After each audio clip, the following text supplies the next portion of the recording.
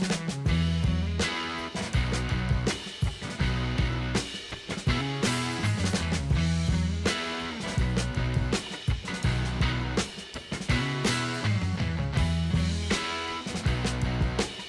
sahabatku, berjumpa kembali di video Taksaka Bonsai edisi kali ini. Apa kabar sahabat semua? Semoga semua dalam keadaan sehat dan tidak kekurangan sesuatu apapun, dan selalu dilancarkan dalam segala usaha dan karya yang sahabat lakukan. Nah, pada kesempatan kali ini saya akan berbagi sedikit ya, sebuah kesimpulan belajar dalam mengenali karakteristik dari bahan bonsai delima batu yang saya miliki di sini sahabat ya. Jadi untuk bahan bonsai delima batu ini saya peroleh dari hasil dongkelan sahabat di alam sahabat ya.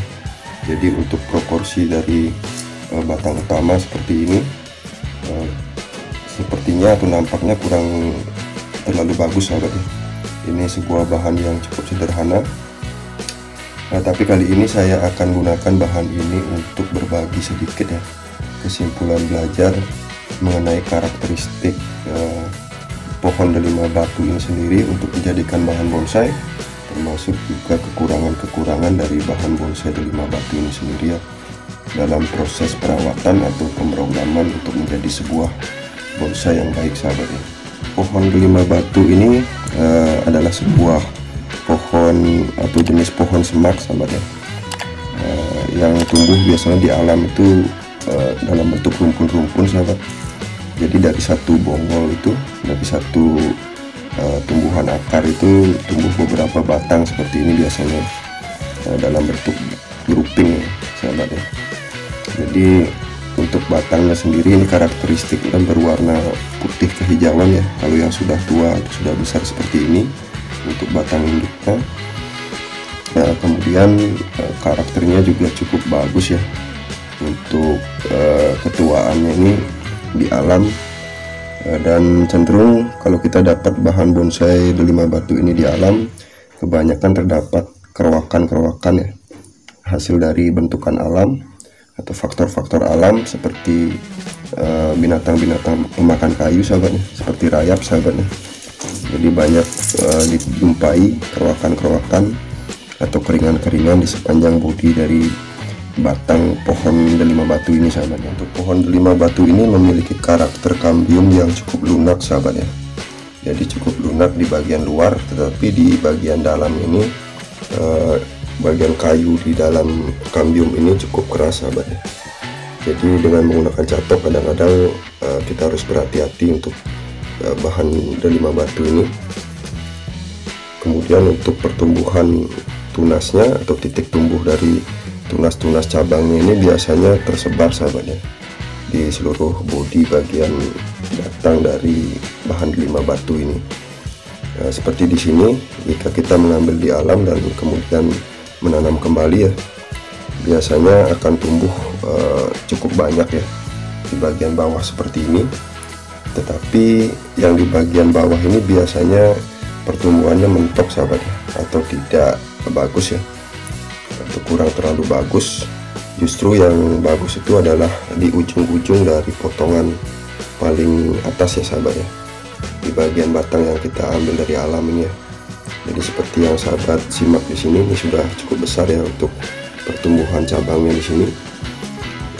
Termasuk juga di bagian-bagian lain ya yang dekat dengan ujung.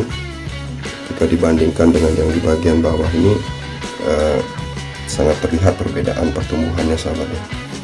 Jadi untuk fokus pertumbuhan dari sebuah bahan dongkelan delima batu ini terletak di ujung ya, dari bahan delima batu itu sendiri ya sahabat.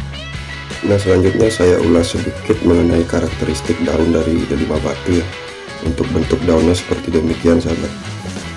Untuk tulang daunnya mungkin bisa dilihat ya, seperti ini. Nah, dan tumbuh di setiap ruas dari batang percabangan delima batu ini ya sahabat.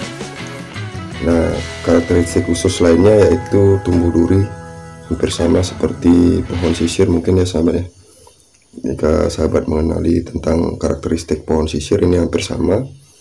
Tapi yang unik di sini dari pertumbuhan durinya ini, jika dilihat dari ujung ini bentuknya menyilang ya sahabat ya. Nah, di setiap ruasnya itu terlihat menyilang jika dilihat dari ujung ya, seperti demikian. Jadi cukup mudah dikenali buat sahabat pemula ya, yang baru mulai belajar mengenali karakteristik dari bahan bonsai di alam. Bahan bonsai delima batu ini cukup mudah diidentifikasi sahabat. Baik, kemudian untuk pemrograman sendiri untuk bahan bonsai delima batu ini ya, untuk tingkat kesulitannya atau tantangannya adalah pada saat kita memproses di bagian percabangan hingga perantikan sahabat ya. Untuk percabangan bonsai delima batu ini sendiri kurang bisa dipastikan ya untuk pertumbuhan anak cabang ketika kita memprogram anak cabang ya. Seperti di sini ada sebuah cabang sahabat. Jadi kalau kita menginginkan pertumbuhan anak cabang pada salah satu ruas, misalnya di sini sahabat, kita ingin menumbuhkan anak cabang di sini, kita tidak bisa serta-merta memotong di bagian atasnya ini sahabat. Kita harus melebihkan minimal 2 ruas sahabat ya, sesuai dengan apa yang pernah saya alami ketika saya memotong di tepat pada posisi yang saya inginkan tumbuh anak cabang ini. Ternyata tidak otomatis tumbuh di sini sahabat ya, malah dia akan tumbuh di bagian pangkal ini ya. Nah, jadi untuk menyiasati untuk menumbuhkan anak cabang di tempat yang diinginkan, biasanya saya memotong minimal 2 ruas di atas sahabat. Jadi saya potong di bagian ini sehingga harapannya akan tumbuh di salah satu titik ini ya, di salah satu titik. Ketika nanti sudah tumbuh di salah satu titik, misalnya tidak sesuai dengan yang kita harapkan, baru kita potong lagi ya.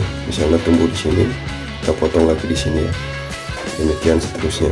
Untuk batang yang ini sebenarnya sudah cukup ya untuk kita lakukan pemecahan. Nah, sebentar lagi bahan ini akan saya coba bentuk ya.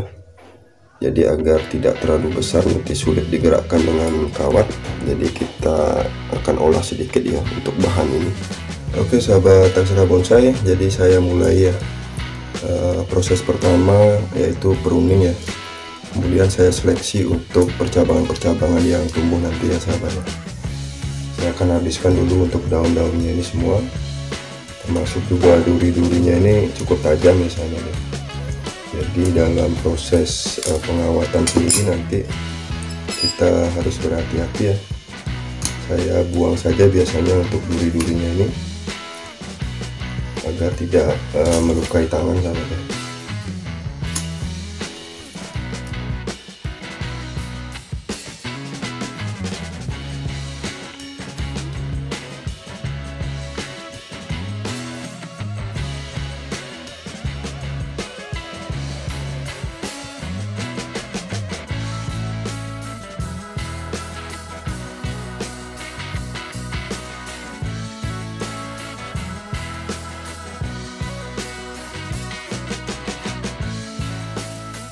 Oke, jadi seperti ini ya sahabat, setelah saya lakukan pruning barusan untuk percabangan-percabangan yang tumbuh pada bahan bonsai delima batu ini.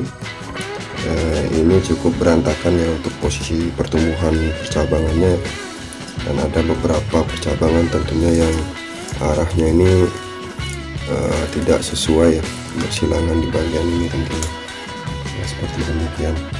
Karena jaraknya ini cukup mepet, jadi saya akan buang beberapa juga ya sahabat. Saya akan kurangi percabangan-percabangan yang tidak sesuai arahnya dan yang tidak diperlukan tentunya, untuk memaksimalkan pertumbuhan cabang-cabang lain yang kita pakai ya. Nah, untuk posisi 2 batang ini cukup mepet sekali ya, seperti demikian. Ini kurang begitu bagus sahabat ya. Jadi saya putuskan untuk memotong yang ujung di sini ya, kemudian meneruskan di percabangan yang ini sahabat.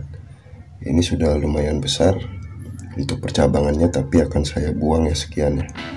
Kita potong dengan gergaji sahabat.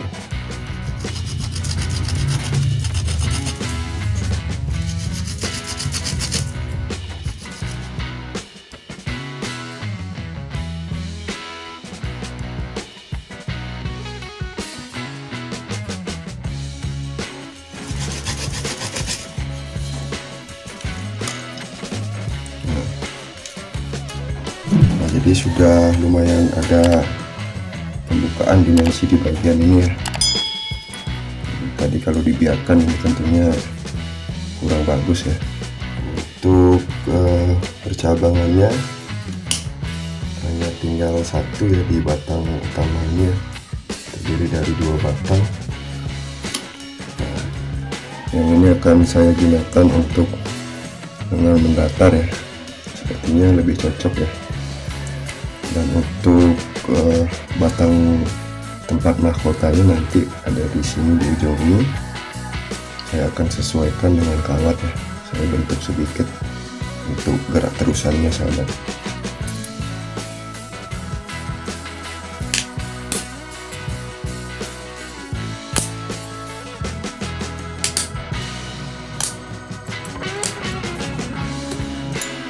Oke, saya akan melakukan sedikit wiring ya selanjutnya sahabat ya. Jadi sudah tersisa percabangan yang saya seleksi saja di sini. Kita akan gerakkan sedikit.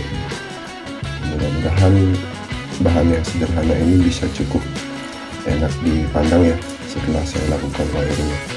Oke baik sahabatku, saya lanjutkan lagi ya untuk penentuan tampak depannya di sini.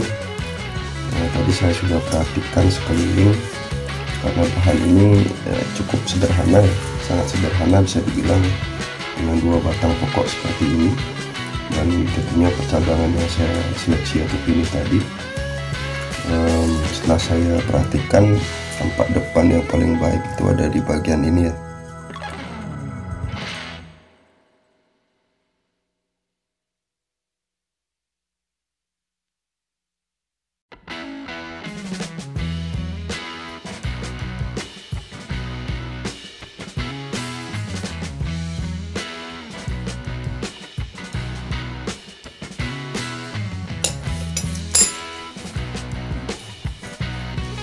Saya lanjutkan untuk percabangan yang lainnya sahabat.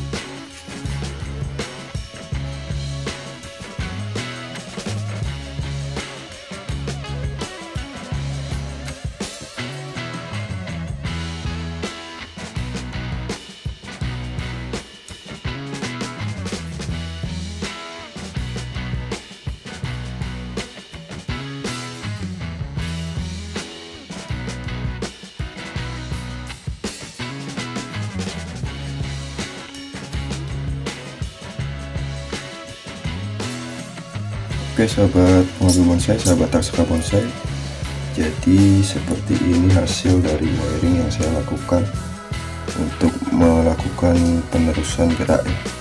Sementara untuk bahan bonsai 5 batu ini sahabat, ini sudah cukup enak ya menurut saya. Dan untuk pertumbuhannya akan lebih baik ya, pembesaran dari percabangan di sini. Kita tunggu lagi untuk selanjutnya ya, bagaimana keadaan bahan ini akan saya update lagi di video-video mendatang sahabat. Setelah bahan ini sudah tumbuh percabangan baru, kemudian anak-anak cabang tentunya sahabat. Jadi seperti demikian dulu untuk video kali ini saya bagikan kepada sahabat penghobi semua. Mudah-mudahan cukup bermanfaat, terutama buat sahabat penghobi yang baru mulai mengenal tentang seni bonsai ini. Jangan lupa dukungannya untuk like dan komen serta subscribe tentunya di channel Taksaka Bonsai agar saya bisa terus membagikan video-video proses belajar saya dalam seni bonsai ini. Mohon maaf atas kekurangannya. Saya Iksan mohon pamit undur diri.